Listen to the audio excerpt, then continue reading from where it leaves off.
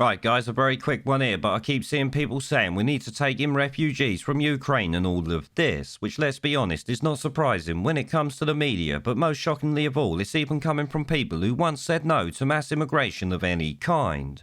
Obviously, these emotionally manipulated drones need to take a step back and wind their necks in a bit when it comes to screaming at pretty piss poor Patel to do more.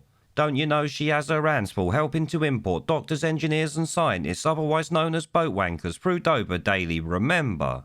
This is hard work, picking them all up and finding them hotels every day, so please give her a bloody break. Now, all jokes aside, you likely know I'm of the opinion that none should be coming here, full stop. I don't care if it's by boat, plane or magic fucking carpet, to be perfectly honest with ya. The UK at the end of the day is not the world's safe haven for anyone but the people who are born here, or that is how it should be if you ask me. The day we have an active war zone on our borders, you can argue against that, but until then, pipe down with the bring them here nonsense and think about it for half a second. We must remember that a refugee ain't a refugee if he's passing through multiple safe countries to get to another one. This is why the boat wankers are not refugees in any sense of the word. They are illegal economic migrants who's broke multiple laws in multiple countries and nothing more than that so they could get here. But even with all that aside, some might also remember I did a video on how much the 25,000 boat wankers actually cost us. This showed that the government admitted it was spending £4.7 million a day on hotels to house them and the 12,000 Afghans that we took recently.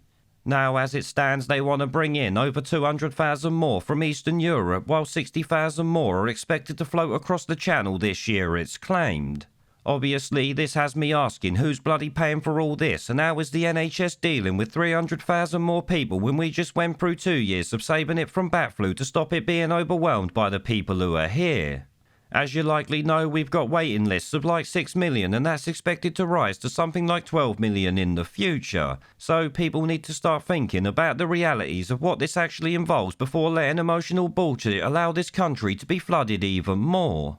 As I've said before, people need to remember we're not the world's police, we're not the saviour of the world's refugees, and we should not be putting up with politicians constantly trying to bring more people into what is a very small island at the end of the day. These people need to get a fucking grip.